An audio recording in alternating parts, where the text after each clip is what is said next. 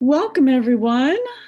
I'd like to invite you, as usual, to put a word into the chat just to do a kind of check-in as we're beginning. We have for today, we have, okay, I'm letting everyone in from the waiting room. I'll make sure that the waiting room is closed so everybody can come in. All right, great. So as we begin, I'd like to invite you to put a word in the chat as our check-in for the day, just to say a little something about what you've been reading for the class or how you're doing, what's on your mind this morning. We'll have our guest speaker joining us in just a few minutes. So in the meantime, we'll engage in a bit of chat. So go ahead and add your word. Fine, feeling great, awesome, connected. Okay, good, a little tired, better, motivated, abrupt, stressed, interested, good, worried, good, unmotivated, sleepy, gratitude, grounded, happy, good. Great. Welcome.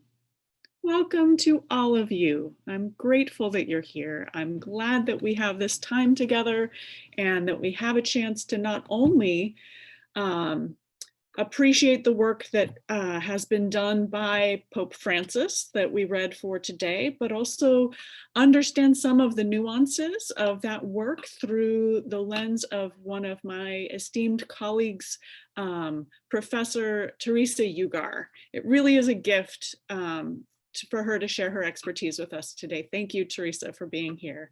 And I'll go ahead and read the bio that you shared. So Theresa Ugar, Theresa A. Ugar is a Latinx scholar in religion whose scholarly focus is on women and ecology in Latin America. She is a graduate of Harvard University with a master's degree in feminist theology and has a PhD from Claremont Graduate University in the field of women's studies in religion. Her areas of specialization are gender in colonial Latin American history, ecofeminist theories and praxis, and transnational ecofeminist movements. Her current research reflects on transnational ecological movements with a focus particularly on issues that relate to border, migration, and climate justice, as well as incoming and outgoing migratory patterns along the southern US border, including Mexico, Central America, and Latin America. Welcome, Theresa Ugar, and thank you. No, I'm glad to be here. It's nice to be able to, share some of my expertise, and you're a younger generation and we really need you to engage on this work too. Yeah, for the fun of it, I always put my name as Sir Juana, but I'll put my name here, Theresa Ugar. Okay, so you read Laudato Si. So did you read the whole thing of it, or they read a chapter of it? Okay. Just chapter 4, the integral ecology chapter. Okay. So I'm going to share my screen. Let me share my screen. If I could. Can you add a multiple user on the screen? And then I'll show my slide point, or PowerPoint. I don't know if you know this, you probably don't, but your professor and I, for the last 4 years, have been working on a book together with 17 chapters. So we're both a little tired. But what's nice is that it's going to go to print on Monday. So we're excited. Yes. But I put in my little chat, I'm a little tired, but that's okay. Yes, okay. It's been an amazing project called Valuing Lives, Healing Earth. And together, we and 2 other scholars, both of them rooted in Africa, in Kenya, and in Zimbabwe, So the four of us together have been working to offer multiple voices from Asia, Latin America, North America, and Africa to talk about grounded religious environmentalism, and particularly through gendered lenses. So it's a really exciting project that's moving forward. I know. Beautiful. I can't share my screen. Okay, so I'm looking at how to do that. You know, you go on that green little button, and then to the right of it, if you click on there, it says you can manage users. Okay. And then if you, I think, manage multiple users by the screen share. Okay, I just changed the settings, so it should. Okay. Perfect. I can. Great. Okay, great. Okay, perfect. So then, your Professor Robinson had said that you were interested in globalism ecofeminism on a global level. So I was thinking about that, and I'm going, we are very fortunate to be, to have such an immense amount of women and men who are doing the work of ecofeminism or ecological justice. So I actually just put some names. I could have gone on, but I did my best. So we have Mary Evelyn Tucker. She's in the United States. Jaya Sophia O, who's in our book, United States. Heather Eden, Canada. Here's Sarah Robinson, United States. Ivone Gebara in Brazil. Juan Lee Ho in Taiwan. Our esteemed professor and mentor who we dedicated our book for, Rosemary Radford Ruether, so the United States. Vandana Shiva in India. Wangari Maathai in Africa. Grace G. Sue Kim in the United States, and who self-identifies as an Asian American. Aruna Ganadasan in India. Mary Judith Ress in Chile. Teresia Hinga in Kenya. Lois Ann Lorenzen in the United States. Whitney Bauman in the United States. Rebecca Baru Davis in the United States, though her work is in Peru. And then myself. And my focus is on Mexico. But I would say is that, so my focus is in gender and colonial Latin American history. I'm also a Sir Juanista scholar. I'm interested, is anybody here of Mexican descent? Is anyone in the class here of Mexican descent?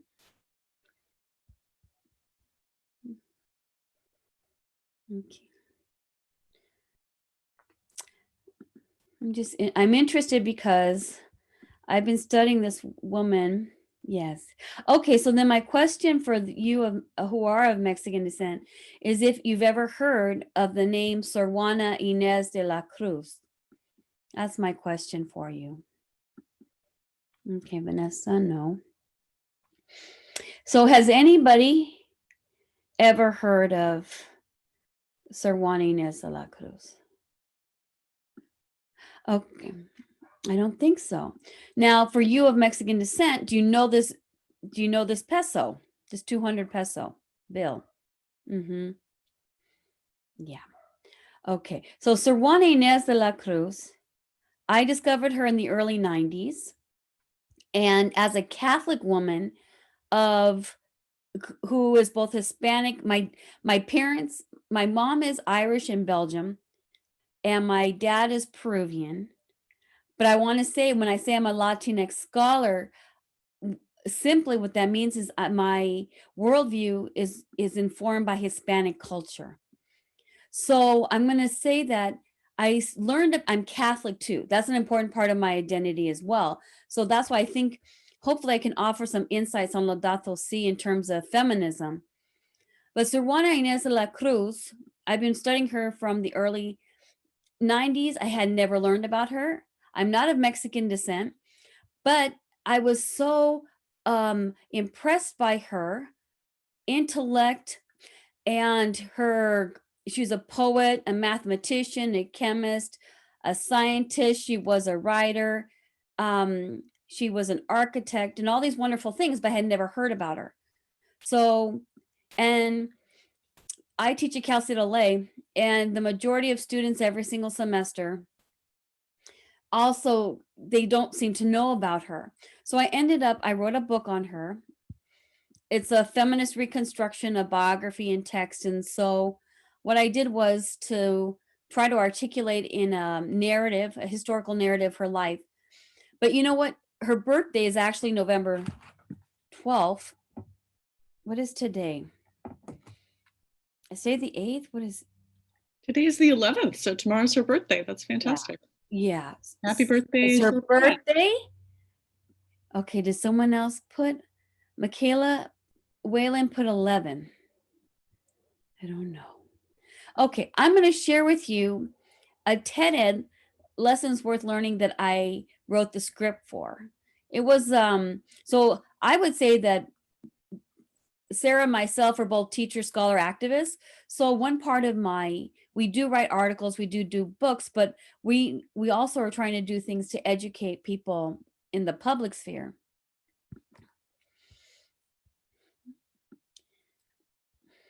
And I'm happy that it went live November 19th, and I have nearly 4 million views.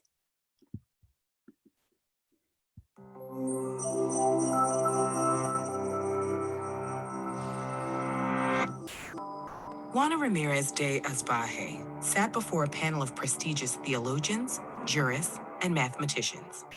The Viceroy of New Spain had invited them to test the young woman's knowledge by posing the most difficult questions they could muster. But Juana successfully answered every challenge, from complicated equations to philosophical queries. Observers would later liken the scene to a royal galleon fending off a few canoes. The woman who faced this interrogation was born in the mid-17th century. At that time, Mexico had been a Spanish colony for over a century, leading to a complex and stratified class system. Juana's maternal grandparents were born in Spain, making them members of Mexico's most esteemed class. But Juana was born out of wedlock, and her father, a Spanish military captain, left her mother, Doña Isabel, to raise Juana and her sisters alone. Fortunately, her grandfather's moderate means ensured the family a comfortable existence, and Doña Isabel set a strong example for her daughters, successfully managing one of her father's 2 estates, despite her illiteracy and the misogyny of the time. It was perhaps this precedent that inspired Juana's lifelong confidence. At age 3, she secretly followed her older sister to school. When she later learned that higher education was open only to men, she begged her mother to let her attend in disguise. Her request denied, Juana found solace in her grandfather's private library. By early adolescence, she had mastered philosophical debate, Latin, and the Aztec language, Nahuatl. Juana's precocious intellect attracted attention from the royal court in Mexico City, and when she was 16, the viceroy and his wife took her in as their lady-in-waiting. Here, her plays and poems alternately dazzled and outraged the court. Her provocative poem, Foolish Men, infamously criticized sexist double standards, decrying how men corrupt women while blaming them for immorality. Despite its controversy, her work still inspired adoration and numerous proposals. But Juana was more interested in knowledge than marriage. And in the patriarchal society of the time, there was only one place she could find it. The church, while still under the zealous influence of the Spanish Inquisition, would allow Juana to retain her independence and respectability while remaining unmarried. At age 20, she entered the Hieronymite convent of Santa Paula and took on her new name, Sor Juana Enes de la Cruz. For years, Sor Juana was considered a prized treasure of the church. She wrote dramas, comedies, and treatises on philosophy and mathematics, in addition to religious music and poetry. She accrued a massive library and was visited by many prominent scholars. While serving as the convent's treasurer and archivist, she also protected the livelihoods of her niece and sisters from men who tried to exploit them. But her outspokenness ultimately brought her into conflict with her benefactors. In 1690, a bishop published Sor Juana's private critique of a respected sermon. In the publication, he admonished Sor Juana to devote herself to prayer rather than debate. She replied that God would not have given women intellect if he did not want them to use it. The exchange caught the attention of the conservative Archbishop of Mexico. Slowly, Sor Juana was stripped of her prestige, forced to sell her books and give up writing. Furious at this censorship, but unwilling to leave the church, she bitterly renewed her vows. In her last act of defiance, she signed them, I, the worst of all, in her own blood. Deprived of scholarship, Sor Juana threw herself into charity work, and in 1695, she died of an illness she contracted while nursing her sisters. Today, Sor Juana has been recognized as the first feminist in the Americas. She's the subject of countless documentaries, novels, and operas, and appears on Mexico's 200 peso banknote. In the words of Nobel laureate Octavio Paz, it is not enough to say that Sor Juana's work is a product of history. We must add that history is also a product of her work. Check out these lessons to learn about other revolutionary women making good trouble in changing the course of history. Well, I hope you enjoyed that. I want to know in the chat, what do you think about that TED-Ed on Sor Juana? You know what? Tell me one thing in the chat box that you're going to remember about this woman who was a nun.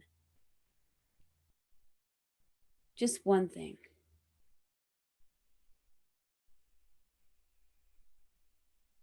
Now I want to see your faces. Yeah. She was the first feminist of the Americas. Yeah. Perseverance. Powerful. Determination. She turned to the church in order to remain unmarried. Yeah. Okay. These are the things that I want you to remember about Sor Juana. What I've discovered is, especially if you're of Mexican descent, you should really know about the significant woman in both Mexican history and Spanish Mexican history, because, you know, she's on the reason why she's on Mexican currency is because her significance in Mexican history cannot be contested. Both in New Spain and even in Spain, her family was from Spain. They recognize her as the last great author of Spain's golden age. So Sor Juana was a brilliant woman, and we need to celebrate her. And yes, tomorrow is her birthday. She struggled in search of knowledge, but still cared for her sisters. Her name sounded familiar to me, and I realized I had seen that video before. Okay, so the thing is, I'm going to tell you that I would love you to help me to get to 5 million. So if you want to share it with other people, especially individuals of Mexican descent, women, please do share it, and know it has subtitles in all the different languages as well, accessible. Okay, in terms of my own research on Sor Juana too, I argue that along with being a feminist, she's an ecofeminist. So this is important because here you see, so I put Sarah here. It's Lois, right? No, Heather Eden in Canada. Rosemary Ruether, our professor. I put myself. I put Sor Juana, Mexico. Ivone Gebara in Brazil. Wangari Maathai is in Africa. Vandana Shiva is in India. And let me see. I don't know this woman's name by heart. Let me see. Her name. See, my specialty area is not Asia. It's Wan Li Ho. She's in Taiwan. So, and then I kind of put a question mark, hoping that for yourself, you might figure out like where you might fit in terms of all these different women. But so Sor Juana in her 17th century, she was exposed to the Nahuatl language. For those of you who may know a little bit about Aztec history, it just means that she was exposed to Mesoamerican thought, where the world was understood as a cosmos. So a lot of her writings reflect a respect and value of the natural world. So for myself in my own scholarship, I also situate her, or I argue she's a precursor ecofeminist. Okay, so in terms of Laudato Si, so May 24th, 2015, Integral Ecology. Can someone do me a favor and just read this? The encyclical captures. I could pick someone. Elizabeth, Sylvie? Yeah, do you want me to read the stuff in the black or right under there? Okay, cool. Right there. So the encyclical captures the interconnectedness of social, economical, environmental justice in building and protecting our common home. It highlights the intimate relationship between the poor and the fragility of the planet. Okay, so Laudato Si is Laudato Si is important because Pope Francis, early on in his as being Pope, he prioritized the environment. And I was going to double check. What was the year? I don't know if you can help me out, Sarah. When was Pope Francis? When did he formally step up as Pope? I want to know that date. I'll take because it. I want to in a minute. Okay, I want to situate the date of this book in the context of him being Pope. While she does that, I want to say that for those of you, what is important about Pope Francis? Okay, so I noted Pope Francis is the first Latin American Pope. How many of you have family in Latin America? Anybody? Okay. This is huge. You need to know this is huge in the Catholic Church, in the Catholic world, that in our historical moment, when we're enduring great challenges with global warming and climate change, we have a Pope from Latin America who, and I noted here as well, so he's the first from the Americas, from the Southern Hemisphere. Thank you. He's the first Pope outside of Europe. So since the 8th century. He was born in Buenos Aires, Argentina. This was interesting to me. At one time, he was a bouncer and a janitor. But ultimately, he was a chemist and and a technician in food science laboratory. Okay, so why is it important that he's from Latin America? Okay, as a Latinx scholar, in terms of my work with climate change, something that I'm recognizing is the way that the Hispanic community, the Latinx community, the Chicanx community, and Indigenous peoples in the Americas understand our relationship to each other and the natural world. So there's a different way of us relating. And I know in your class, you probably have been talking about Western ways of knowing and non-Western ways of knowing. So when I say, is this true, Sarah? Have you talked with them about the distinction between Western and non-Western ways of knowing? We've talked about traditional ecological knowledge. Yeah. Mm-hmm. So in the way that I frame it in my classes is like, if we just look at the United States, what are the things that the United States values? And they're probably distinctive from your familial values or your religious tradition. But what are the things that that people in the US value? 2013. Okay, so this is important. So, you know what, early on into him being Pope, he did this. Independence, yes. Progress. What else? We see Freedom. money, individualism, wealth. Yeah, the American dream, individualism, wealth, capital money, time is money. Okay, so now that is a distinctive Western worldview. Now, in Latin America, they have a different worldview, which is really important. So what's important as well about Pope Francis is that he was a chemist. So he knows. So not only he has his, I believe he has a doctorate in chemistry, but he knows intimately in terms of poverty in Latin America.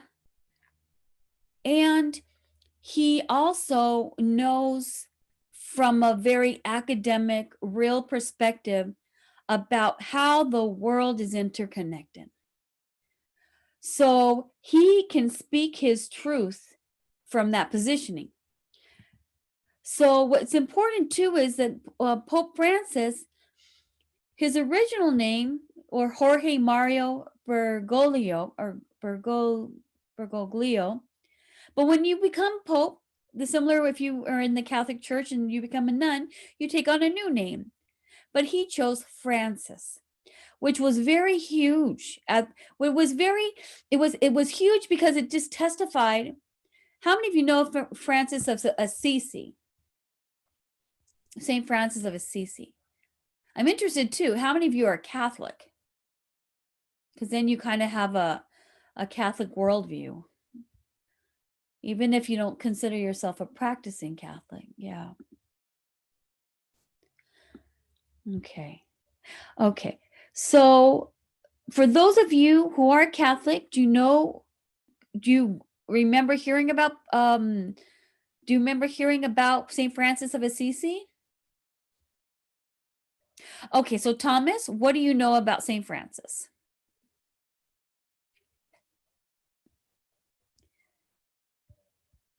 Or Elizabeth, because Elizabeth said yes too.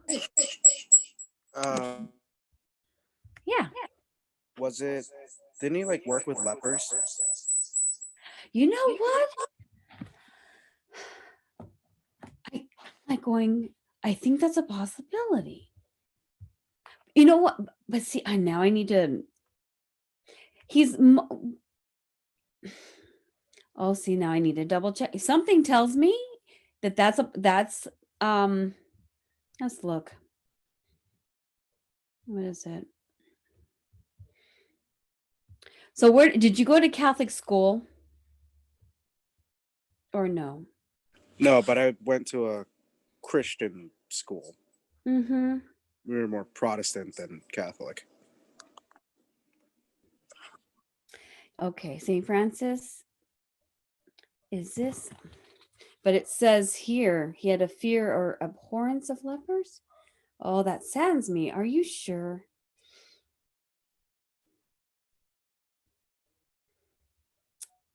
No, he kissed the leper. You're right. Okay, so Thomas, okay. So, you know what? I was focusing more on his relationship to the natural world. But, let me ask too, Elizabeth, what do you know about, about St. Francis? All I really knew about him was just his connection with animals and ecology. I don't really know much more in depth, but it was just something that interested me. So that's why I knew about it. So, and then Rebecca said he was recognized as a patron saint of animals and ecology. Yes. So, and his feast day was October 4th. And usually within the LA area, what they do is they invite all Catholics to bring their animals to the cathedral, not inside, but outside, so that they can get blessed. So I just want to affirm that him taking on the name Pope Francis is really significant in our historical moment, and that he brings a different kind of worldview to the papacy.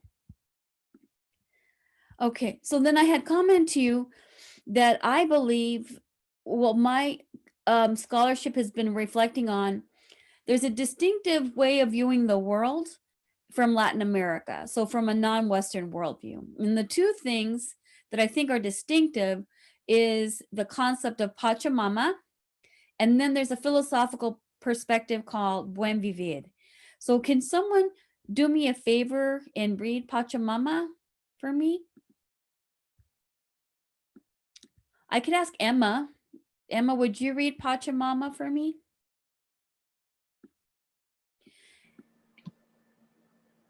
Just Just that here. paragraph. Uh-huh. Pachamama is a goddess revered by the indigenous peoples of the Andes. She is also known as the Earth/Time Mother. In Inca mythology, Pachamama is a fertility goddess who presides over planting and harvesting, embodies the mountains, and causes earthquakes. Okay. So have any of you ever heard of the word Pachamama? Has anybody ever heard of it? So Pachamama is like Mother Earth. In Latin America, the indigenous populations, they had an intimate relationship with the natural world. Like farmers, I would probably say in the United States, they have a sense that you do not exploit the land, because if you do that, you're not going to have access to the resources of the land for the following year, for the following 2 years. Now, from a Western point of view, that land is not a living resource entity. It is more a focus for capital profit. So the way they relate to the land or to mountains or to rivers is very different than our Western capitalist individualistic focus. But there's also this philosophy that has emerged, the buen vivir philosophy. And if someone, would someone read that for me? That's an important aspect too in Latin America. Should I ask Grayson? Would you read the buen vivir philosophy? Yes, just give me a second so I can move the Okay. screen over. Which part did you want me to start at? Buen vivir philosophy. Rethinking. Okay, rethinking the future. Suma Casaway, or buen vivir in Spanish, means good living, rooted in the cosmovision or worldview of the Quechua. Quechua peoples of the Andes. Describes a way of life that is community-centric, ecologically balanced, and culturally sensitive. The concept is related to a tradition of legal and political scholarship, advocating legal standing for the natural environment. The rights approach is a break away from the traditional environment regulatory systems, which regard nature as property. Mhm. And I want to say, I should know the exact date. I should know the exact dates. So right now, Ecuador has a new constitution, and they included nature as having rights. Ecuador's rights of nature embodies the indigenous Suma Cause principles, giving Pachamama constitutional rights to protect and restore its environment.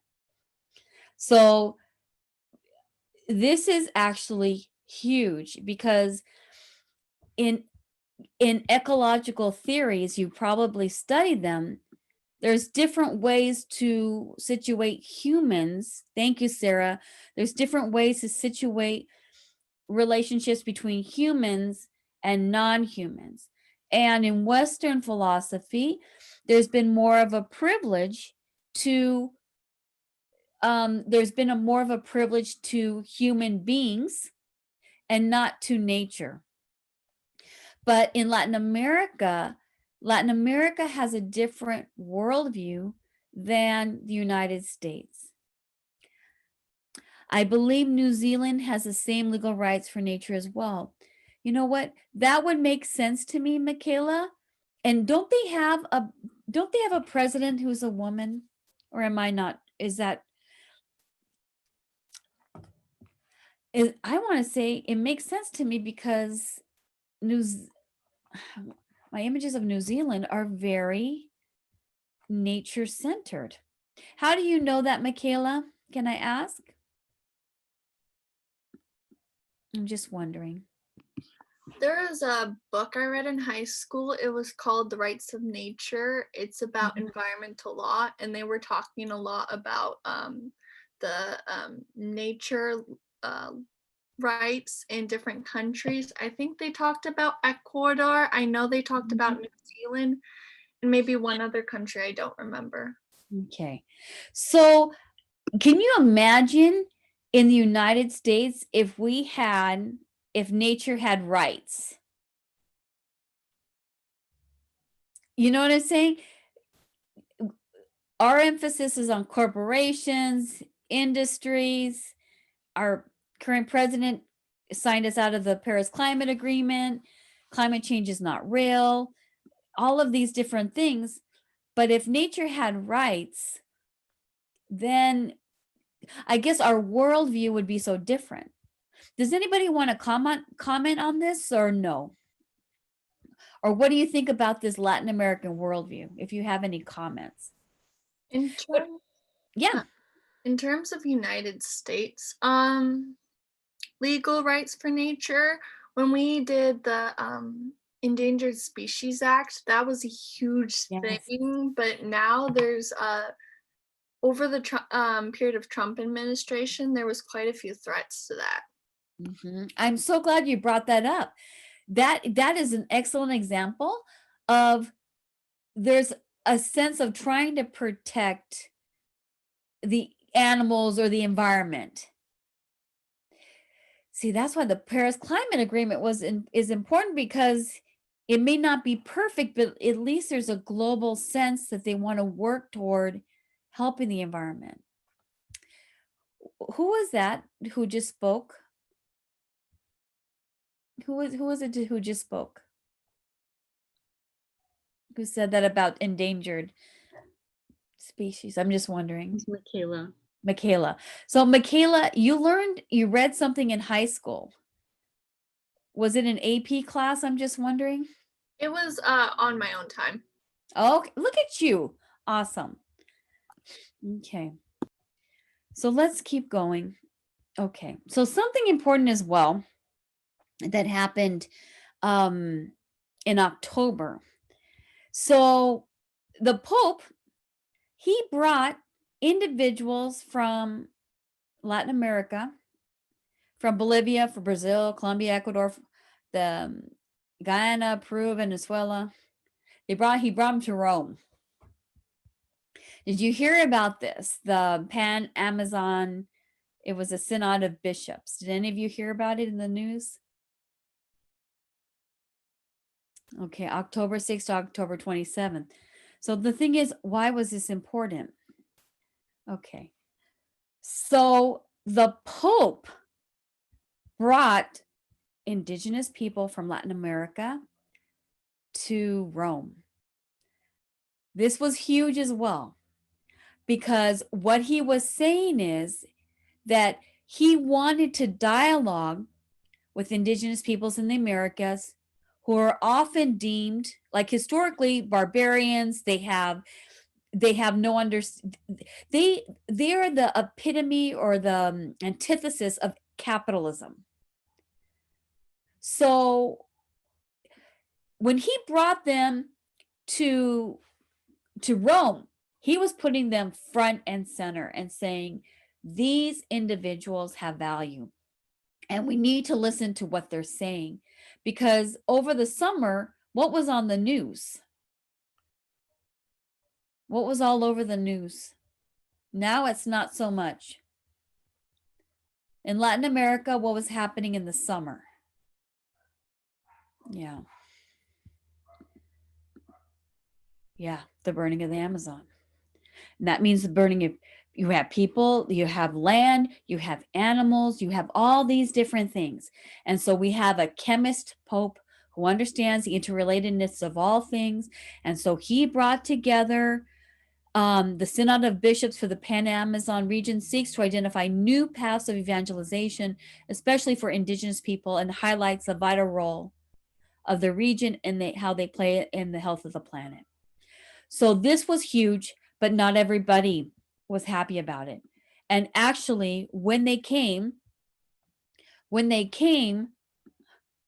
there were individuals, like they brought different when they were brought to the Rome, they had a lot of different rituals that were very indigenous, cosmocentric. And there was somebody who they put on the altar like images, not necessarily of Pachamama, but things related to indigenous culture. And there was individuals who threw them in the water. So it's just a matter of like, and then what St. Francis said is that we are called to be an Amazonian people and an Amazonian church. So when he said that, that was huge. So what I want to highlight is October 3rd. So a month before the election, he did another encyclical, Fratelli Tutti.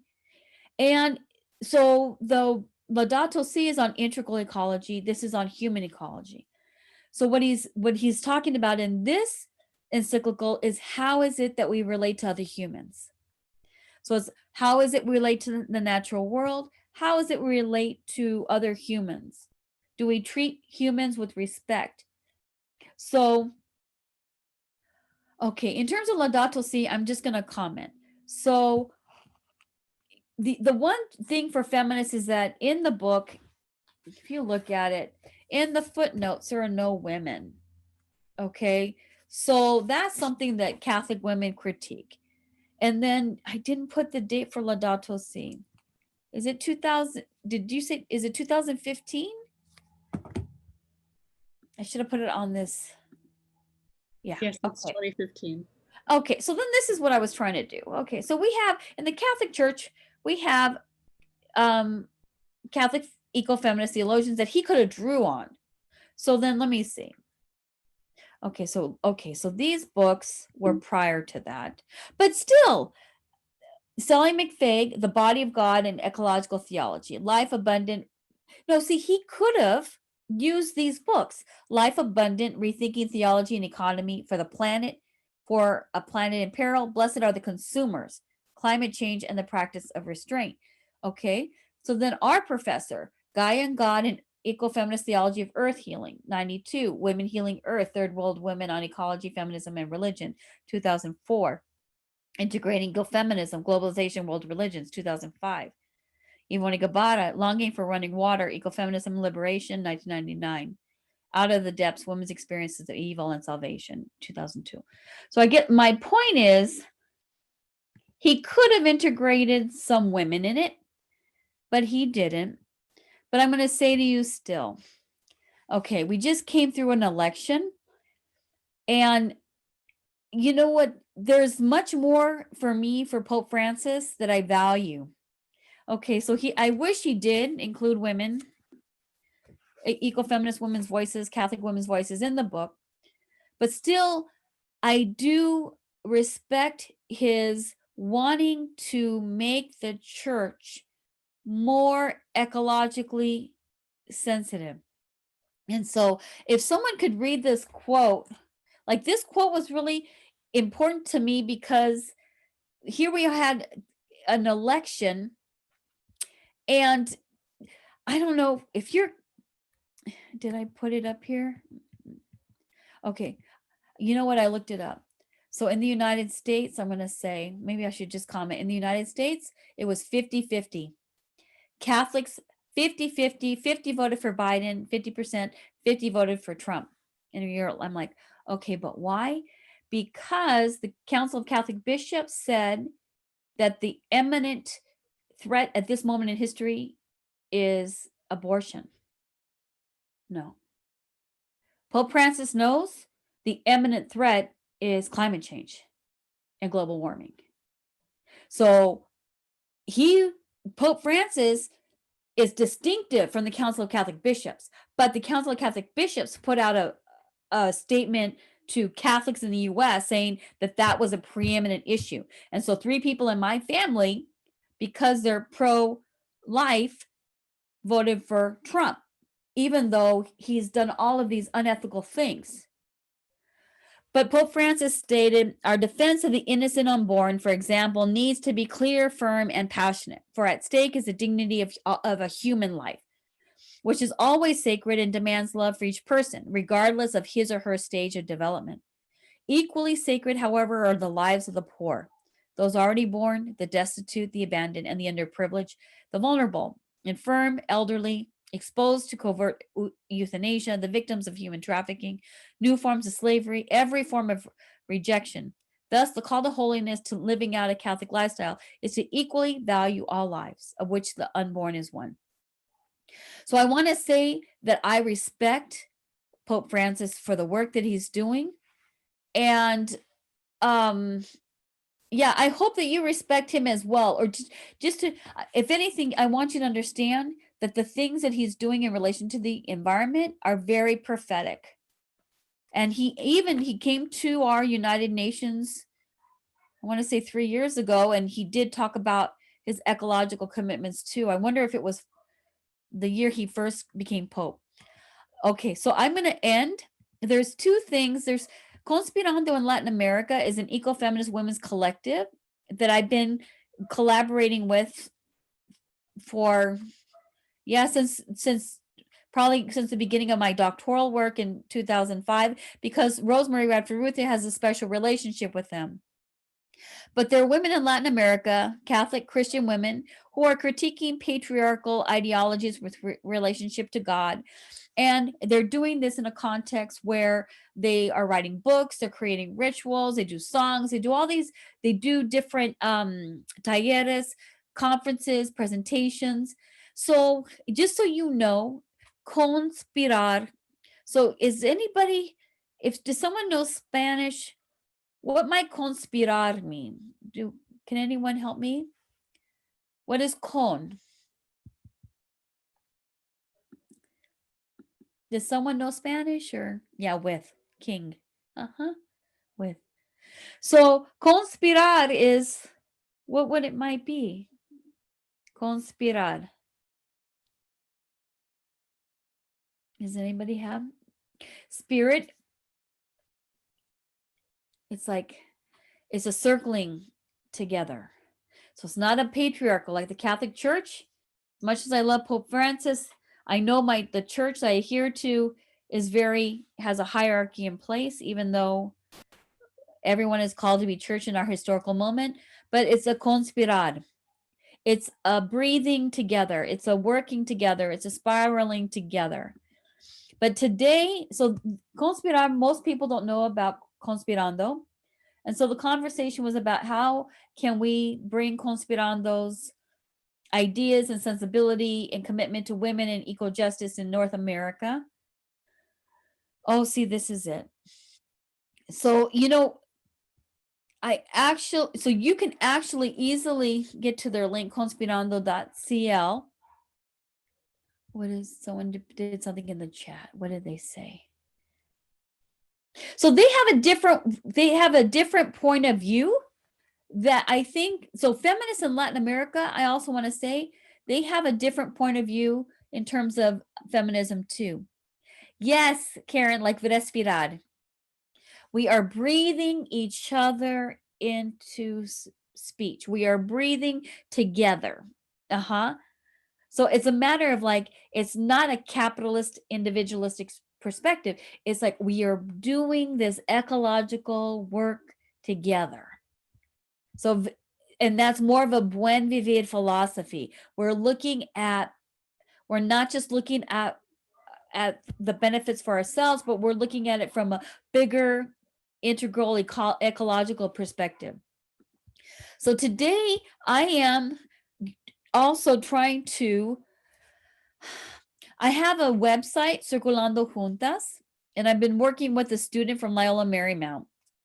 But Circulando Juntas is a daughter of Conspirando. And my attempt in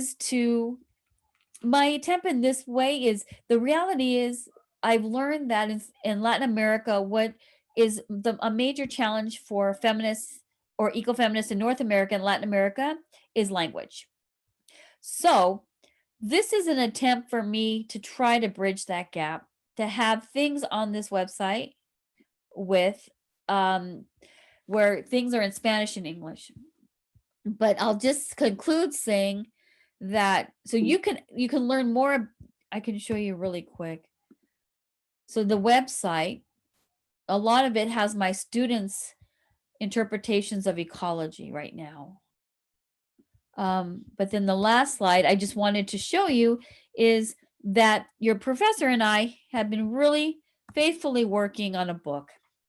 So Rosemary Radford Ruether, this was 1994, I want to say. No, 1996. Women Healing Earth, Third World Women on Ecology, Feminism, and Religion. Our mentor had a stroke probably, I think, maybe 4 years ago. And that's when the conversation came up about how do we remember, how do we honor Rosemary and ecofeminist work today. So Sarah and I are co-editing a book with two other people. And this is our book cover, which is wonderful. And yes, so valuing lives, healing earth, religion, gender, and life on earth. So I guess if someone has any questions, you can ask me questions, or if you have any comments, or I think that's good. Yeah. Yes, that's wonderful. Thank you so much. It's such a Okay. pleasure to welcome you. I think that worked out. I think that was okay. Yeah, so any questions you have, you're welcome to type into the chat or unmute yourself if you prefer. Either one is fine. We have just 5 more minutes with our guests. Is anybody interested in Latin American feminism?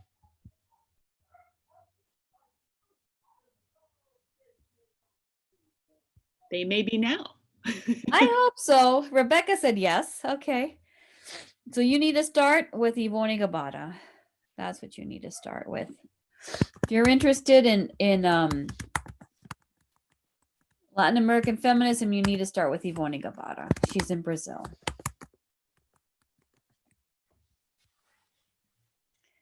But I think, yeah, I really think that the answer to the climate crisis is, like the Pope, in the Amazon. It's with the indigenous people who understand the relationships to the world, that everything is interconnected.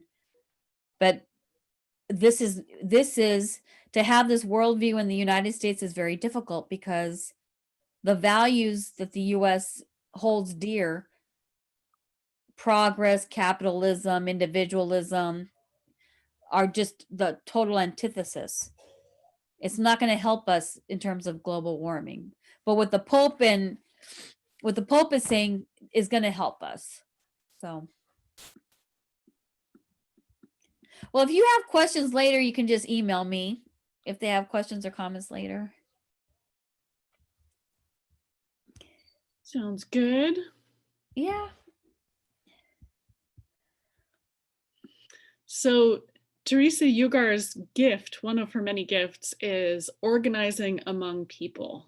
So the beauty of being able to work in groups that I'm encouraging you to cultivate in your group projects is something that Theresa does daily in such a skillful way. And the work that she does coordinating between Latin American, North American groups to think about this continuance of the Conspirando Collective through Circulando Juntas. Okay. Yes. This group is continuing that vision and also adding more layers to a translational ethic where Yeah. we can be in collaboration across language barriers as well, or in the middle of the complexities of knowing a little of both. Yeah, the language issue, I just was like, there's a lot of wonderful ideas in Latin America, but because it's in Spanish, some of you may know Spanish, but if you don't, then we can't hear their voices. So it's really important that things get translated so that we can hear their voices. So, okay. If that's it, that's okay. I just hope, my intention was to give you something to think about, but the Pope, being from Latin America, having a doctorate in chemistry, he knows what he's talking about. And him bringing the Amazonian people to the Rome, that was prophetic, because not everybody was in agreement with him. And when he said we should be an Amazonian church, not everybody was happy.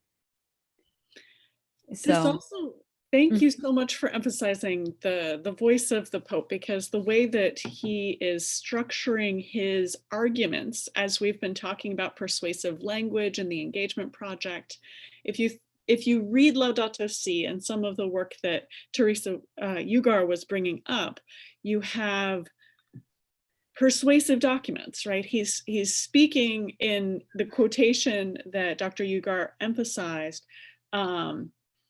He's beginning by talking about a pro-life movement in order to then talk about ecology. And we spoke about this a little bit on Monday in terms of evangelicals and how that has become such a central, crucial piece of their political ideology, you could say, but also political theology. And so in order to appeal to people who already are part of a community, who already are deeply, their heartstrings are tuned to this, their minds and hearts are tuned, their sense of spiritual value is tuned.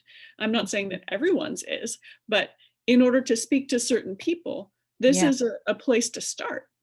And so it's effectively being used both among evangelicals for the Evangelical Environmental Network and by the Pope himself, who, although he is the point of the hierarchy in the Catholic Church, he also has limitations to whom he can appeal.